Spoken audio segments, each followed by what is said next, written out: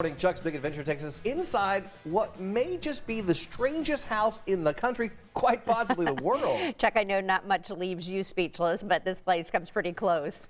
Boy, it sure does. You know, when you look up the definition of weird in the dictionary, there should be a picture of the House on the Rock. This great tourist attraction is closed to the public for the winter, but they let us in for a one-of-a-kind tour through a place that simply defies words and even gravity.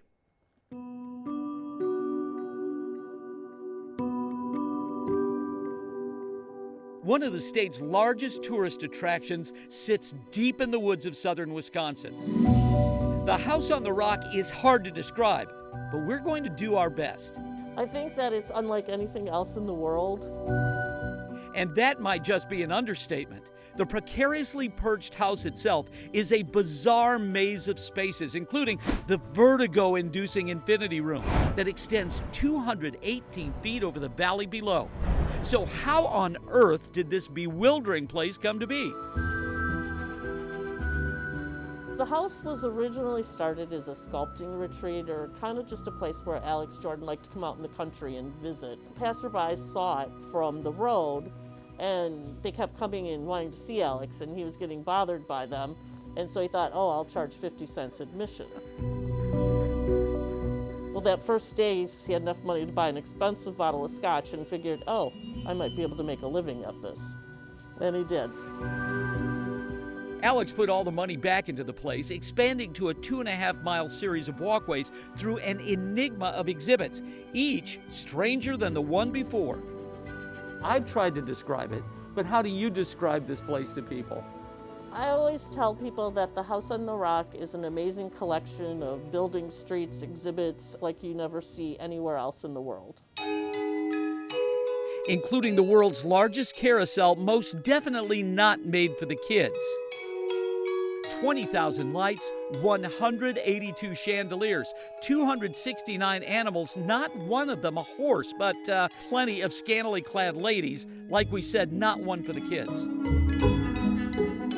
How about a terrifying sea creature that is as long as the Statue of Liberty is tall? Yep, they got one of those too, because why not? What was it about the man who built most of this that made him want to do something like this? Well, I think he had an amazing amount of curiosity, and the fact he wanted to always make something bigger, grander, more was never enough. The House on the Rock, much more than a house. It's one man's dream that has become an amazing, bizarre, eccentric, and ever-evolving reality, entertaining visitors from around the world. And we want to express our thanks to Sue and Jenny for spending their day with us. It was truly unforgettable. Now, if you would like to experience the House on the Rock yourself, they open on March 18th. They also have an inn and resort nearby, so stay a few days.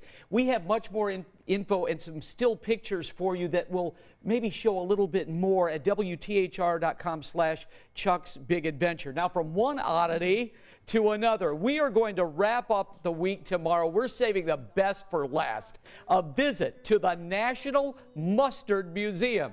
The story of this place, well, you've just got to hear it for yourself.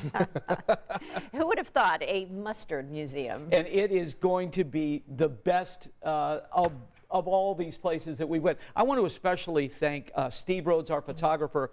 One of the things about the House on the Rock is you go there, you take in a memory bank because it is so difficult to photograph. It is so dark. So Steve used a special lens with long exposure prints, and that's how we got these pictures. So interesting. Yeah.